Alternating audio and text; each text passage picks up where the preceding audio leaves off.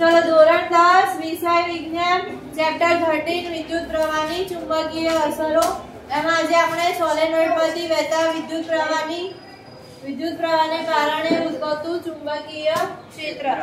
પહેલા તો સોલેનોઇડ એટલે શું એ લખાયું હશે મેં કાલે લખાયું હતું શું લખાયું હતું સોલેનોઇડ માં अलग तांबाना तारना नजीक पेंजरायेला वड़ा वर्तुळाकार आटा वडे बंधेला नळाकार।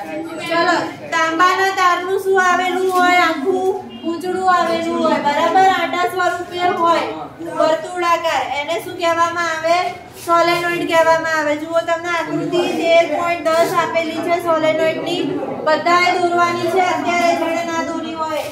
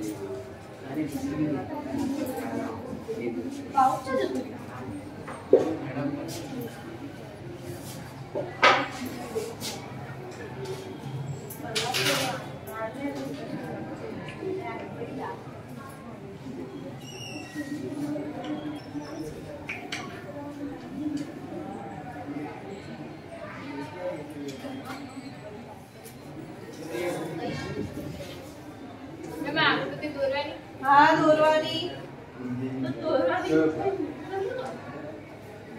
મેમ પેન્સિલ લઈ લો આ દીદી જેવું કરે નહીં જોઈ મને મોટા જો કા અને પેન્સિલ આ લાઈ મને હું આલું પણ રાજે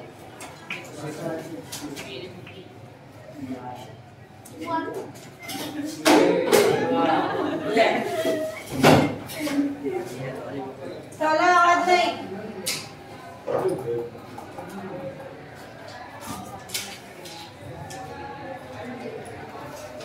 चलो ચોપડા કાઢો બેસી નથી રહેવાનું અહીંયા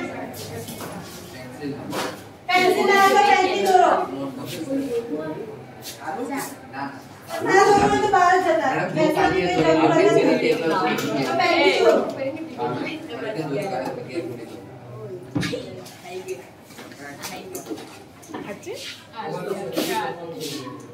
અને બીજા બધા લોકો વિજ્ઞાનનું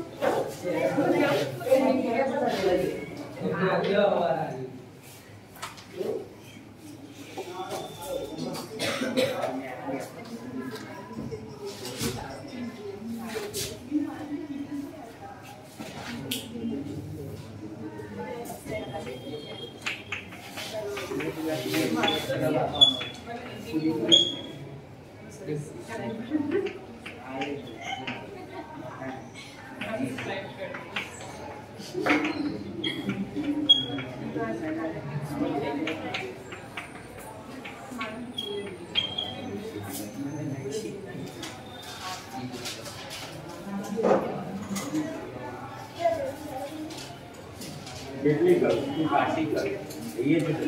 आवाज नहीं है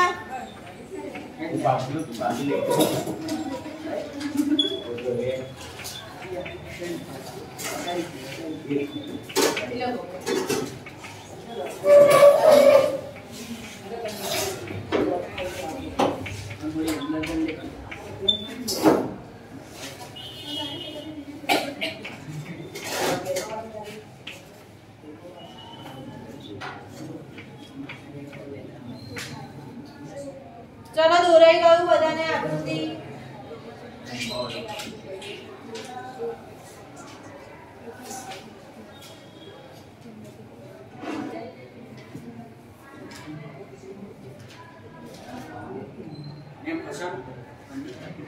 ચોપડીમાં આપેલી છે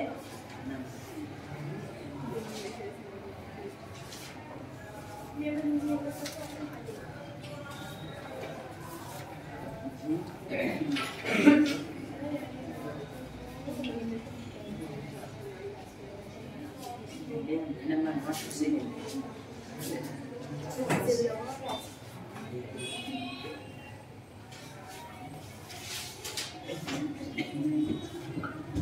અહીંયા ધ્યાન આપો. સોલેનોઇડ નો એક છેડો ઉત્તર ધ્રુવ તરીકે વર્તે છે અને એક છેડો દક્ષિણ ધ્રુવ તરીકે વર્તે છે. સોલેનોઇડ ની અંદરના વિસ્તારમાં જે ચુંબકીય ક્ષેત્ર ઉદ્ભવે છે તે કેવું હોય છે? દરેક બિંદુએ સમાન હોય છે. બરાબર છે? કેવું મળશે આપણને? ચુંબકીય ક્ષેત્ર સમાન મળશે. સોલેનોઇડ ની અંદરના વિસ્તારમાં જે ચુંબકીય ક્ષેત્ર રેખાઓ આવેલી છે આ શું છે? બધી ચુંબકીય ક્ષેત્ર રેખાઓ તો એકબીજાને કેવી છે? સમાંતર. અને કેવી મળે છે? એકદમ સુરેખા સીધી લાઈન મળે છે. તો આ 3 પોઈન્ટ જે છે સોલેનોઇડ માં એ યાદ રાખવાના રહેશે બધાએ.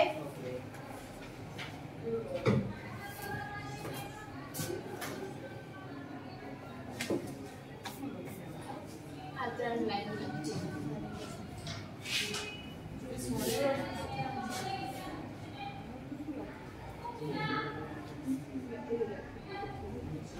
ચલો લખાઈ ગયું આટલું બધાને સોલેનોઇડ નું. તો આગળ નવું લખો ઇલેક્ટ્રોમેગ્નેટ.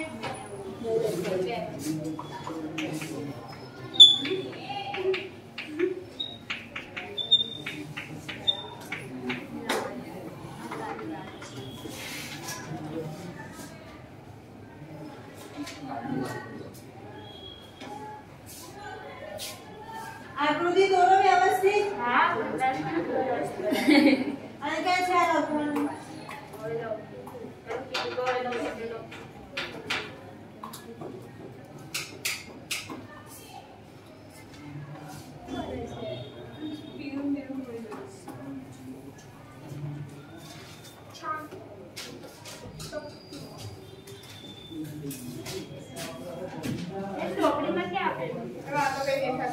ચોપડીમાં પાના નંબર 229.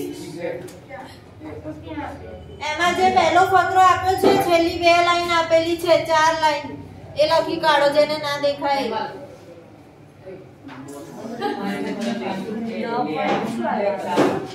4 લાઈન આપેલી છે. સોલેનોઇડ નો એક છેડો ચુંબકીય ઉત્તર ધ્રુવ, બીજો છેડો દક્ષિણ ધ્રુવ.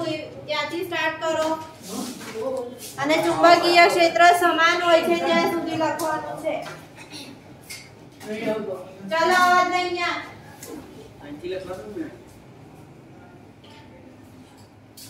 હા આ રહ્યું. અહીંયાથી આવ્યું.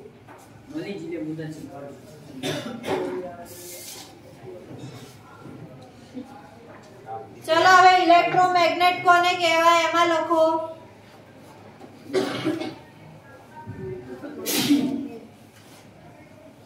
સોલેનોઇડ ની અંદરના વિસ્તારમાં બીજો ફકરો આપેલો છે.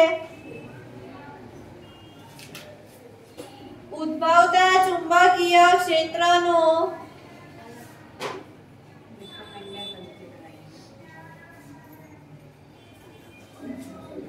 નરમ લોખંડ જેવા ચુંબકીય પદાર્થને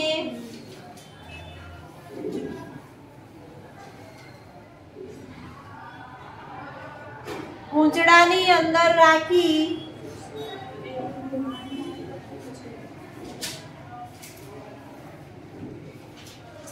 મેગ્નેટાઇઝ કરવા માટે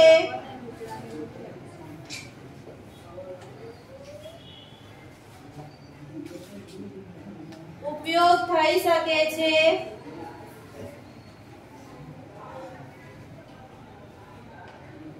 આ રીતે બનતા ચુંબકને ઇલેક્ટ્રોમેગ્નેટ કહે છે.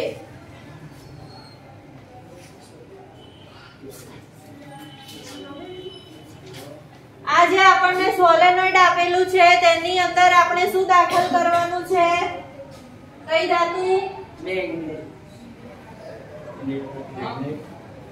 નરમ લોખંડ. લોખંડ. બરાબર. લોખંડને સોલેનોઇડ નું ગૂંચળું હોય તેની અંદર દાખલ કરવામાં આવે છે અને તેને મેગ્નેટાઇઝ કરવા માટે ઉપયોગમાં લેવામાં આવે છે. તો આ રીતે જે ચુંબક બને છે તેને શું કહેવામાં આવે છે? ઇલેક્ટ્રોમેગ્નેટ કહેવામાં આવે છે. બરાબર. અહીંયા તમને ચોપડીમાં આકૃતિ આપેલી છે ઇલેક્ટ્રોમેગ્નેટની, એ દોરવાની છે. બતાય 13.11.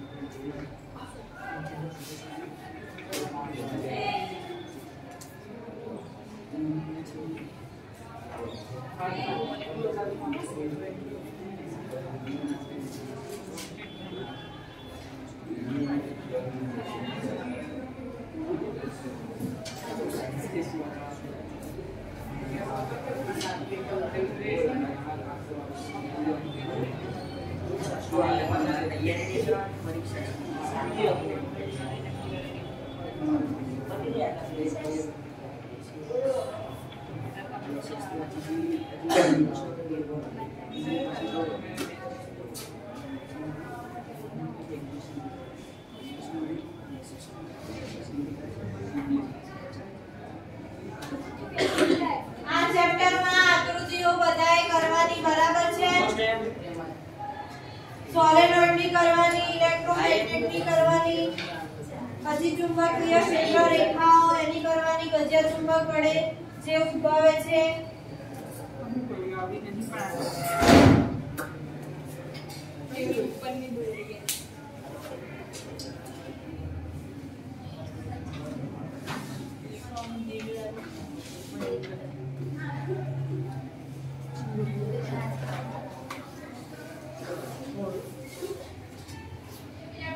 ચલો દોરાઈ ગઈ આકૃતિ ઇલેક્ટ્રોમેગ્નેટની. આ તમને શું આપેલું છે? સોલેનોઇડનું ગૂંચળાવાળું તાર આપેલો છે, બરાબર, સોલેનોઇડ. અને આ જે છે શું દર્શાવેલું છે? લોખંડનો સળિયો, બરાબર.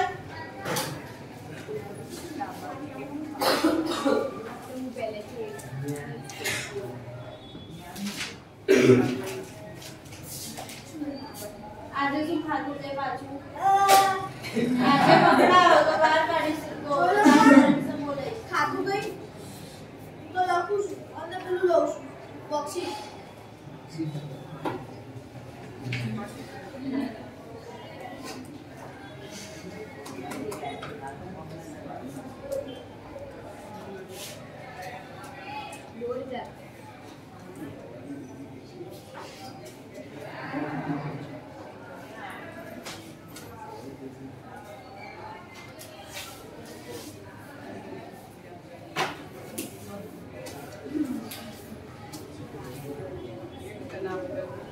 ચલો દોરાઈ ગયું ઇલેક્ટ્રોમેગ્નેટની આકૃતિ બધાને? દોરાઈ ગઈ? પેન્સિલો બધા લઈને આવવાની. આ ચેપ્ટરમાં આકૃતિઓ આવશે દોરવાની.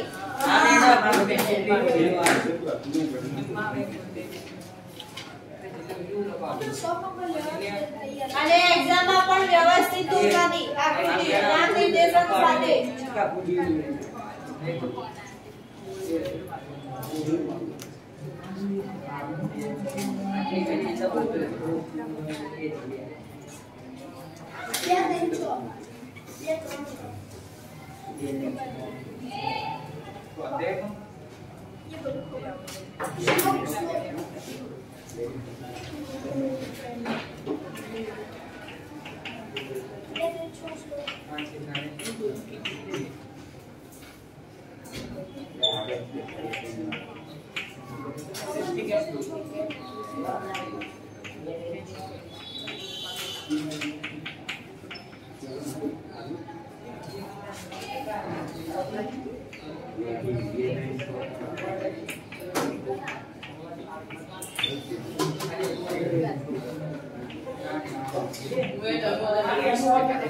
ચલો અવાજ નહીં, એ ધ્યાન આપો. હવે ચુંબકીય ક્ષેત્ર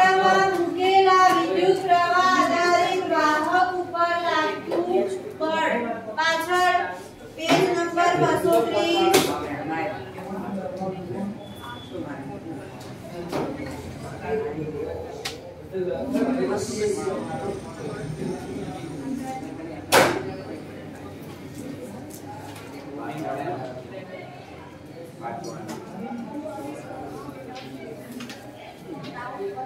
જ્યારે વાહકમાંથી આપણે વિદ્યુત પ્રવાહ પસાર કરીએ ત્યારે શું ઉદ્ભવે છે? આગળ આવી ગયું છે. વાહકમાંથી વિદ્યુત પ્રવાહ પસાર કરીએ છીએ ત્યારે શું ઉદ્ભવે છે? ચુંબકીય ક્ષેત્ર ઉદ્ભવે છે. બરાબર. અને આ ચુંબકીય ક્ષેત્ર જે હોય છે તે ચુંબક ઉપર શું લગાડે છે? બળ લગાડે છે. શું લગાડે છે? ચુંબકીય ક્ષેત્ર બળ લગાડે. કોના ઉપર બળ લગાડે છે? ચુંબક ઉપર. બરાબર. એની નજીક જે ચુંબક ગોઠવેલું હોય વાહક તારની નજીક એના ઉપર ચુંબકીય ક્ષેત્ર શું લગાડે છે? બળ લગાડે છે. હવે ફ્રેન્ચ વૈજ્ઞાનિક એન્દ્રે મેરી એમ્પિયર નામના વૈજ્ઞાનિકે દર્શાવેલું કે ચુંબક પણ વિદ્યુત પ્રવાહ આધારિત વાહક ઉપર સમાન મૂલ્યનું અને વિરુદ્ધ દિશામાં બળ લગાડે છે. અત્યાર સુધી આપણને શું ખબર હતી કે ચુંબકીય ક્ષેત્ર ચુંબક ઉપર બળ લગાડે છે, પરંતુ એન્દ્રે નામના વૈજ્ઞાનિકે શું દર્શાવ્યું કે ચુંબક પણ વિદ્યુત પ્રવાહ આધારિત વાહક ઉપર શું લગાડે છે? સમાન મૂલ્યનું અને કઈ દિશામાં? વિરુદ્ધ દિશામાં. બરાબર. આ યાદ રાખવાનું. ચલો લખો એ.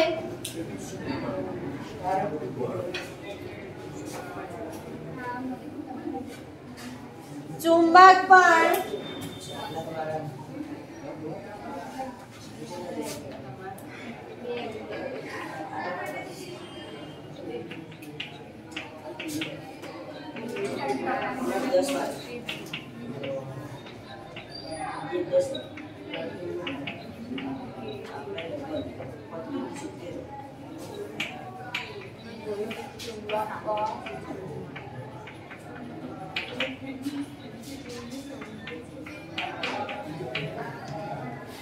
વિદ્યુત પ્રવાહ આધારિત વાહક પર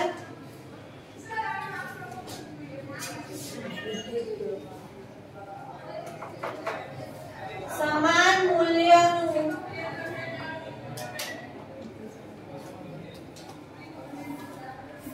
અને વિરુદ્ધ દિશામાં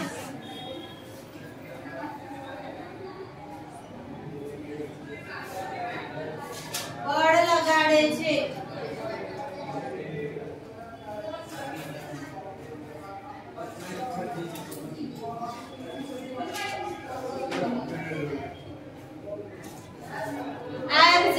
પૂછાતું હોય છે. બરાબર. કઈ દિશામાં બળ લાગતું હોય છે અને એનું મૂલ્ય કેવું હોય છે? તો સમાન મૂલ્ય. અને દિશા પૂછે તો વિરુદ્ધ. ચલો હવે પ્રવૃત્તિ 13.7 કોણ વાંચશે? હા, વાંચો. પ્રવૃત્તિ 13.5 એક મિનિટ, બધાનું ધ્યાન પ્રવૃત્તિમાં હોવું જોઈએ. અંદર વાંચો હવે. આકૃતિ 13.12 માં દર્શાવ્યા પ્રમાણે એક નાનો એલ્યુમિનિયમનો સળિયો એબી લગભગ 5 સેન્ટીમીટર લંબાઈનો લો. આકૃતિ 13.12 માં દર્શાવ્યા મુજબ બે વાહક તાર વડે તેને સમક્ષિતિજ રહે તે રીતે સ્ટેન્ડ પરથી લટકાવો. એક પ્રબળ નાળચુંબકને એવી રીતે ગોઠવો કે સળિયો તેના બે ધ્રુવોની મધ્યમાં રહે તથા ચુંબકીય ક્ષેત્ર ઉર્ધ્વ દિશામાં મળે. આ માટે ચુંબકનો ઉત્તર ધ્રુવ એલ્યુમિનિયમના સળિયાની નીચે, દક્ષિણ ધ્રુવ ઉપર રહે તે રીતે ગોઠવો. એલ્યુમિનિયમના સળિયા સાથે શ્રેણીમાં બેટરી કળ અને રિયોસ્ટેટ જોડો. હવે આ સળિયામાં બી છેડાથી એ છેડાની દિશામાં પ્રવાહ પસાર કરો. તેનું શું અવલોકન કરો છો? સળિયો ડાબી તરફ ખસતો જણાશે. સળિયો સ્થાનાંતર પામે છે તે તમે કેમ નોંધી શકશો? સળિયામાં વહેતા વિદ્યુત પ્રવાહ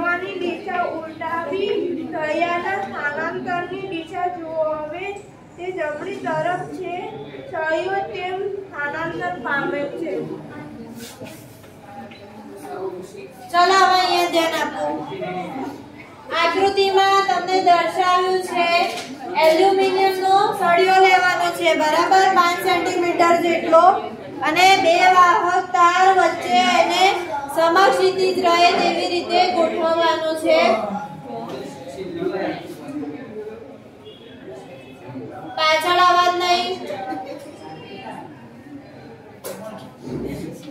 ચલો આ સળિયો તમને A અને B નામ આપેલું છે, દેખાય છે બધાને? A અને B સળિયાનું, એલ્યુમિનિયમ સળિયાનું.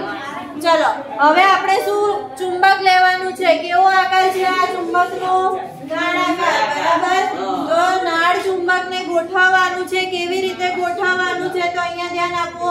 સળિયાના જે બે ધ્રુવો છે એ મધ્યમાં રહેવા જોઈએ. એવી રીતે આ જે ચુંબક આપેલું છે તેને ગોઠવવાનું છે. અહીંયા મધ્યમાં આવવું જોઈએ સળિયો. એવી રીતે આપણે આ ચુંબકને ગોઠવવાનું રહેશે. ચલો, અને પછી બીજું એક તમને આપેલું છે કે ચુંબકીય ક્ષેત્ર ઉધ્વ દિશામાં મળવું જોઈએ. હવે ચુંબકીય ક્ષેત્રની દિશા આપણે કેવી રીતે નક્કી કરીએ છીએ? બોલો. કઈ રીતે આમાં અંગૂઠાનો નિયમ લગાવીશું?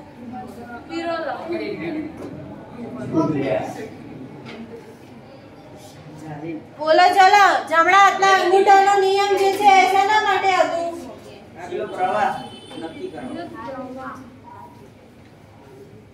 વિદ્યુત પ્રવાહ નક્કી કરવા કે ચુંબકીય ક્ષેત્ર નક્કી કરવા? વિદ્યુત પ્રવાહ નક્કી કરવા. પછી વિદ્યુત પ્રવાહ ચુંબકીય ક્ષેત્ર રેખા ચલાવ્યું હતું ત્યારે શીખવાડ્યું હતું ઉત્તર ધ્રુવ થી દક્ષિણ ધ્રુવ તરફ વિદ્યુત પ્રવાહ પસાર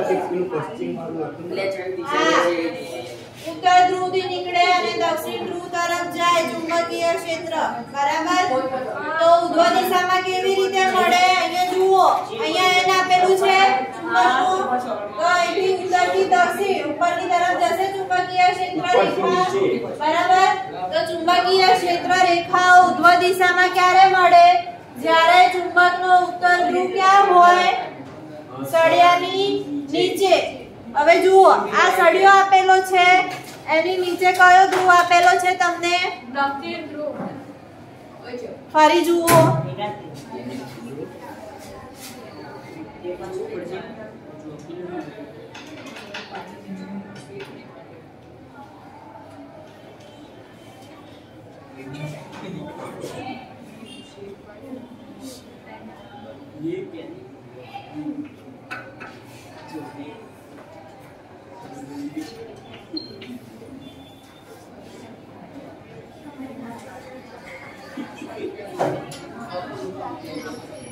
અહીંયા ધ્યાન આપો. જુઓ, પહેલી પરિસ્થિતિમાં તમને શું આપેલું છે કે ચુંબકીય ક્ષેત્ર ઉધ્વ દિશામાં મળે. હવે ચુંબકીય ક્ષેત્ર ઉધ્વ દિશામાં ક્યારે મળે? જ્યારે ચુંબકનો ઉત્તર ધ્રુવથી દક્ષિણ ધ્રુવ તરફ ચુંબકીય ક્ષેત્ર રેખાઓની દિશા હોય, બરાબર. હવે ઉધ્વ દિશા કઈ રીતે થાય? ઉપરની બાજુએ થશે. તો અહીંયા n ધ્રુવ નીચે છે, અહીંયા ધ્યાન આપો, આકૃતિમાં n ધ્રુવ નીચે છે, બરાબર. તો અહીંથી ક્યાં જશે? ક્ષેત્ર રેખાઓ ઉપર જશે. તો આ માટે ચુંબકનો ઉત્તર ધ્રુવ આપણે કઈ બાજુ ગોઠવવાનો? સળિયાની નીચે. અને દક્ષિણ ધ્રુવ ક્યાં ગોઠવવાનો? સળિયાની ઉપર ગોઠવવાનો, બરાબર છે. ત્યારે આપણને ચુંબકીય ક્ષેત્ર ઉધ્વ દિશામાં મળશે. ખબર પડી બધાને એટલે સુધી? પછી શું કરવાનું છે આગળ? એલ્યુમિનિયમના સળિયાની સાથે આપણે બેટરી અને કળ બધું શ્રેણી જોડાણમાં જોડવાનું છે. અને B થી A છેડામાં આપણે શું કરવાનું છે? વિદ્યુત પ્રવાહ પસાર કરવાનો છે. આ શું પસાર કરવાનો છે? વિદ્યુત પ્રવાહ પસાર કરવાનો છે. કયા છેડા તરફ? B થી A છેડા તરફ વિદ્યુત પ્રવાહ પસાર કરવાનો. તો જ્યારે આપણે વિદ્યુત પ્રવાહ પસાર કરીશું ત્યારે શું થશે? તો જે સળિયો જે છે એ ડાબી તરફ ખસશે. કઈ બાજુ ખસશે સળિયો? ડાબી.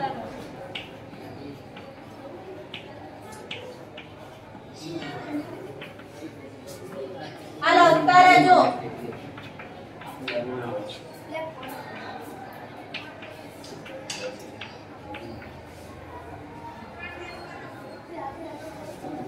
બરાબર, ડાબી તરફ હશે એટલે થોડું એનું સળિયાનું શું થાય છે?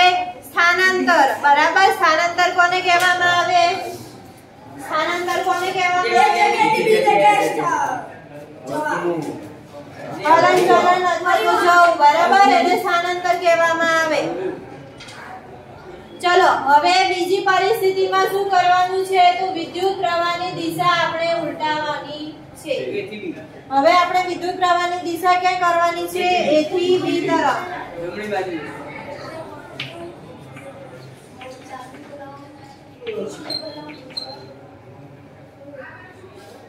ચલો હવે વિદ્યુત પ્રવાહની દિશા ઉલટાવીશું તો સળિયાનું જે સ્થાનાંતર છે કઈ બાજુ થશે? જમણી તરફ.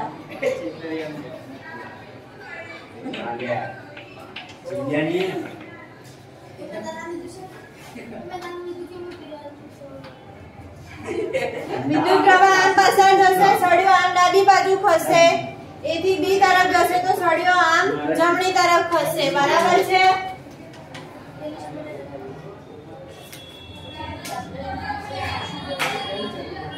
ચલો હવે અહીંયા આગળ સ્થાનાંતર કેમ થાય છે, સળિયો કેમ ખસે છે તેનું કારણ આપણે શોધવાનું છે. કોણ કહેશે કે સળિયો કેમ ખસે છે?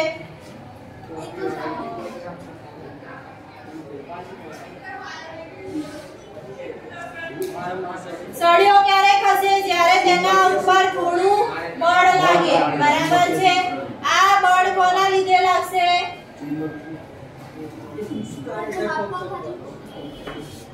આપણે પહેલી જ બે લાઈન ચલાવી. ચુંબકીય ક્ષેત્ર બળ લગાડે, બરાબર છે. કોણ બળ લગાડશે? ચુંબકીય ક્ષેત્ર બળ લગાડશે.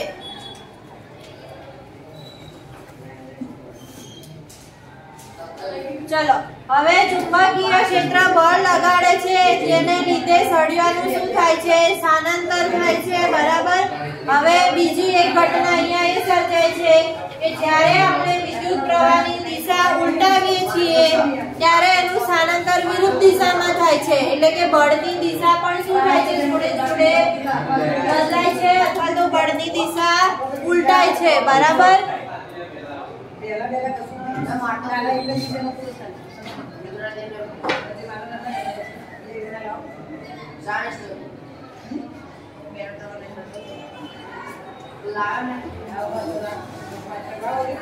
ચલો હવે આપણે N ધ્રુવને ઉપર લઈ જઈએ અને S ધ્રુવને નીચે લઈ જઈએ તો શું થશે? પરિસ્થિતિ ઉલટાવી દઈએ તો શું થશે?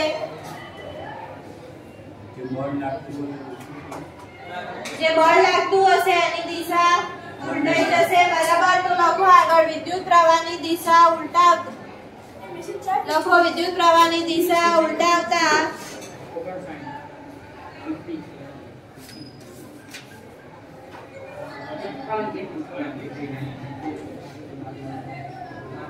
વિદ્યુત પ્રવાહ આધારિત સળિયા ઉપર લાગતા બળની દિશા ઉલટાય છે.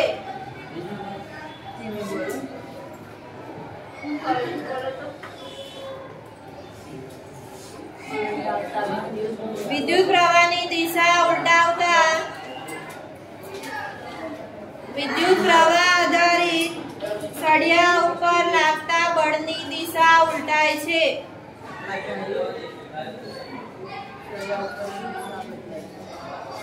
બીજી લાઈનમાં લખો વાહક પર લાગતા બળની દિશા વિદ્યુત પ્રવાહની દિશા અને ચુંબકીય ક્ષેત્રની દિશા ઉપર આધાર રાખે છે.